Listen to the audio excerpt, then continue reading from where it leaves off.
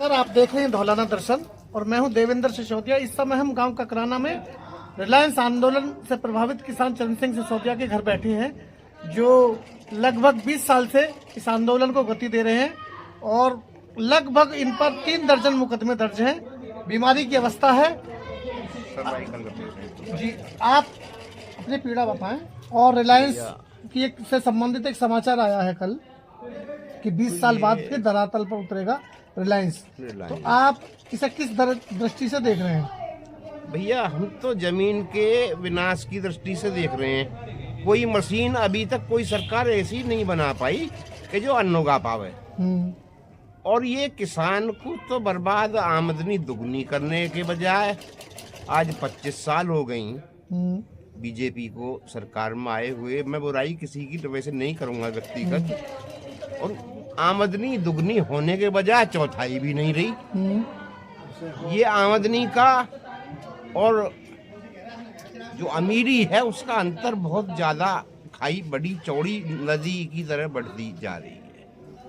और जो किसानों पे आंदोलन में मुकदमे लगे वो झूठे फर्जी लगाए गए। कितने किसानों पर आंदोलन ये तो लगभग भैया, उसमें तो पूरा जो संविधान संबंधी जो सारी धाराएं हैं मेरे पास में सूची भी उपलब्ध है, कुछों की कुछ है भी नहीं। कितने ऐसे किसान हैं जिन पर मुकदमे लगे? लगभग उस समय पे जो हर FIR में 500-700 अज्ञात औरत आदमी और 100-125 आदमी जो उनमें नाम जोड़े हुए थे। अभी ऐसे कितने लोग जीवित हैं जिन पर मुकदमे चल रहे हैं? भैया, गांव में तो हम 2-3 जीवित हैं जो। अच्छा। हाँ, बाकी तो सब चटक गए।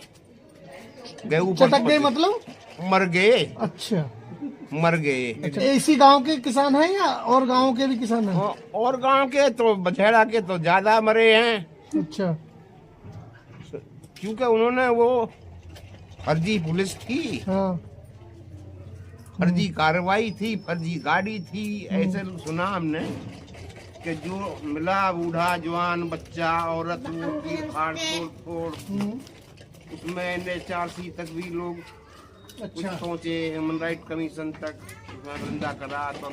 तो ये मुकदमे किस लिए लगे, मतलब क्यों लगे बताइए? ये मुकदमे एक एक्चुअली क्या है कि मैं कहूँगा कि संविधान विरोधी नहीं थे।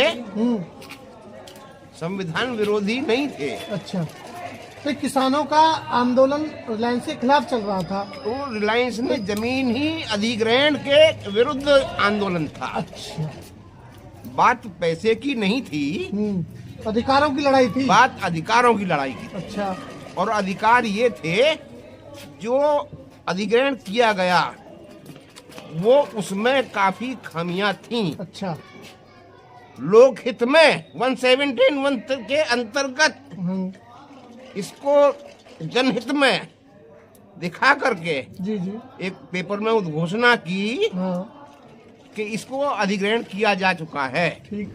किसान से कोई वार्ता इससे पहले नहीं हुई। अच्छा, ये प्रोजेक्ट एक साथ धरातल पर उतार दिया गया? 3 दिन में हो गया, मेरे पास में सारा वो रिकॉर्ड है। अच्छा, अब 20 साल बाद अचानक ये आज गांव में जो पंचायत हुई है, आप पंचायत में नहीं पहुंचे। मैं ढूंढता अब तक पहुंचा हूं कि आपका वहां प्रमुखता से नाम लिया गया, क्योंकि आप इस लड़ाई को कंटिन्यू लड़ रहे हैं। तो बल्कि चलिए हम भी इस बहाने आपके दर्शन कर लेंगे। भैया, लड़ाई तो अंग्रेजों से लड़ाई लड़ी, हाँ, वो चले गए। ये लोग आज फौज जो ना, सफेद पोश जी, मजे कर रहे हैं। ये इनके घर में से कोई क्यों ना मरा भैया? या कोई मरा आज तक? तो नेता के घर से क्यों मरेगा नेता? तो ये कहाँ ये क्यों मरते हैं? ये तो मरवाते हैं। अच्छा, ये फंसाते हैं। जी जी, ये कै पैसे के आदमी किसान को ठूक ठग रहे हैं। रोटी पानी खा ले अपना बस। अच्छा, अब ये बताएं, ये यदि रिलायंस की जमीन जो अधिकृत जमीन है उसे शासन दोबारा अधिग्रहण करता है तो किसानों पर क्या प्रभाव पड़ेगा इसका? एक चीज तो है, इसे मैं प्रमुखता से कहूँगा, चाहे कोई भारत की या दुनिया की, देश की कोई सबसे बड़ी संप्रभुता है या विधान है, कोई अन्न का दाना बना के दिखा दे कोई मशीन, कोई उद्योगपति, अन्न से उपजी हुई जमीन से कितने ही चाहे कुछ भी बना लो, लेकिन जमीनें ऐसी अभी भी सरकार बहुत का हैं। ये मानना है कि इस प्रोजेक्ट की जो भूमि है 2500 एकड़, उसे दोबारा अधिग्रहण कर लेंगे तो यहाँ उद्योग स्थापित होंगे। जो 20 साल से विकास की कवायद रुकी हुई है वो पूरी होगी। विकास की कवायद अभी भी हो सकती है, यहीं से ले जाओ, सीधे बदरपुर से आगे पूरा एमपी तक, हाँ। पूरा वो कच्चा पहाड़ी क्षेत्र है, बिजली घर वहां भी स्थापित किया जा सकता है। ये जरूरी है कि उपजाऊ जमीन उपजाऊ, इसके लिए ये एक बार की जाए जी। जो सोना उगलती है। मुझे मेरे प्रश्न का जवाब दो। नहीं, मैं आपसे जवाब लूंगा, आपको अच्छा। सरकार मान करके मैं आपसे जवाब लूंगा। भैया कोई मशीन तुम्हारे पास में है ऐसी कि जो अन्न बना सके, दाल बना सके, अरहर बना सके, गन्ना बना सके, चीनी बना हो सकता है सके? भविष्य में ऐसी मशीन बन जाए, कैप्सूल तैयार हो जाए अरे खाने के। अच्छा हो सकता है। ऐसा भी हो सकता है तो आइटम बम गिरा के अपना नहीं तो- एटम बम क्यों गिरा? अरे यार सातगांव ही तो है, साले दुनिया बतेरी है यार जीने के लिए, हैं? नेताओं क्या चाहिए? अरे ये सातगांव खत्म कर दो और बहुत राज करो। जब 2004 में यहाँ जमीन एक्वायर हुई जी थी, जी, जब जमीन का रेट 50,000 रुपया बीघा था, एक मिनट, अब उस जमीन को मैं डिफाइन करना चाहूंगा बिल्कुल सही, जी। ये सही। आज वो जमीन रिलायंस से प्रभावित आसपास के जो गांव हैं वहाँ 1 करोड़ रुपए बीघा जमीन है। वो चाहे 10 करोड़ हो जाए, 20 करोड़ तो हो यदि जाए, सरकार अधिग्रहण करती है तो आपको तो करोड़ों रुपए का किसानों का मुआवजा मिलेगा या नहीं मिलेगा? लेकिन क्या जमीन सरकार उपलब्ध करा पाएगी? नहीं, यदि सरकार को जमीन चाहिए तो यदि नहीं, मेरा कहने का मतलब ये है, सरकार जमीन आसमान पर उपलब्ध कराएगी। अभी अरे विकास कार्यों के अरे, लिए भी तो ले सकती है भाई साहब। विकास कार्य ही तो है ये। हाँ। ये विकास कार्य उद्योगपतियों के विकास कार्य है, किसानों के लिए कोई विकास कार्य नहीं है। मेरा मानना तो ये है, ये जी, जी। प्रकृति का सिद्धांत भी है। अभी कितने ही हाईवे, कितने ही हवाई जहाज अड्डे और बनवा दो, पहले ही बंदरगाह बहुत बने हुए हैं। कितने गांव को तो ये नोएडा डील गया, आ गया, गाजियाबाद खा गया, HPDA खा गया, देखो ऊर्जा विकास प्राधिकरण खा गया। भाई इन गांवों की जमीनों के पीछे क्यों पड़ रही है सरकार? अरे वहां चले जाओ, NCR के आसपास है ना, हो सकता है विकास की दृष्टि से। विकास की दृष्टि से पहाड़ों पे उसमें कर लो, उद्योग लगा लो, बिजली घर बना लो, संयंत्र लगा लो, पानी और आग हवा तो वहां भी है। एक सिर्फ इतना अंतर है कि उपजाऊ जमीन, मेरे हिसाब से भारत के संविधान में कहीं ऐसा नहीं लिखा है या बदल दिया हो तो मैंने पढ़ा है। लैंड एक्विजिशन का A to Z मैंने स्टडी किया हूँ। जी। बीमार हूँ, कब से बीमार है? बीमार मुझको हो गए लगभग 10 साल। सर्वाइकल साइटिका, बिल्कुल मैं हाथ पैर नहीं काम करते हैं। बीमारी के बावजूद भी अदालत तक जंग लड़ रहे हैं। अदालत तक अब नहीं जाता हूँ, अब नहीं जाया अब कौन जा रहा है? भैया वो हाजिरी माफी का पैसा जाता है वकीलों को, हाँ, और उसमें एक केस में बरी भी हो गए हैं। अच्छा। उसमें टोटल कोई- आपके ऊपर कितने केस हैं? ये भैया किसानों पे 24 या 22 ऐसे केस हैं। देखिए लिस्ट कहीं होगी भैया उसमें। कि अब जिन पे मुकदमे चल रहे हैं वो कौन कौन लोग हैं? भैया उनकी क्या उम्र है? क्या वो अदालत जाने के योग्य हैं? भैया एक तो महेंद्र सिंह है, लगभग 85 साल उम्र है उनकी। हाँ, सतपाल सिंह है, लगभग 70-72 साल उम्र है। अच्छा।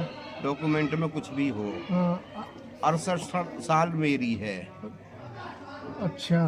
और एक लड़का उस समय पर तो बहुत कम उम्र रही हुई, अब कम उम्र का है हाँ, 45 या 50 के 48 के पास में। अभी मतलब अब टोटल कितने व्यक्ति थे इस गांव में जब मुकदमे दर्ज हुए थे, और आज 4 बता रहे हो नाम? अरे भैया रोहतास 2-3 रोहतास थे, बाबू थे, ब्रह्मपाल, और ये अब कितने लोग ऐसे थे जो मतलब आपका साथ छोड़कर चले गए? अतर सिंह, अनंगपाल, रणबीर, किस किस के नाम गिनाऊं? अब क्या चाहते हैं सरकार से? भाई सरकार तो ये मुकदमे वापस रिकॉल करे, और उसके बाद में कुछ जो अदालती प्रक्रियाएं हैं, मैंने सुना है जो सचिव आए तो मुख्य सचिव ने कोई जवाब अदालत में नहीं दिया है। अच्छा। सुप्रीम कोर्ट ने तो ये नहीं कहा कि भाई इनसे पैसा वसूल किया जाए, और वो भी किया था। आदेश में लिखा था कि जो कुछ नुकसान हुआ है किसान का भी और उद्योगपति का, तो वो उसमें लीगल अथॉरिटी के पास जाए, अपना पैसा मांगे। दोनों पक्षों को अधिकार दिया, लेकिन ना वो गया। तो आप सरकार और अदालत में किस पे विश्वास करते हैं? हम तो भैया संविधान पे और सरकार पे विश्वास करते हैं और भगवान पे ज्यादा विश्वास करते हैं दोनों। तो 20 साल हो गए न्याय की आस में। न्याय की आस में तो भैया आदमी रहता ही है। अन्याय जिसने किया है वो उसके सिर पड़ा है। चलिए। अभी माया भी गए, मुलायम भी गए, और भैया पता ना ये भी जाएंगे, जो आएंगे जाएंगे जरूर।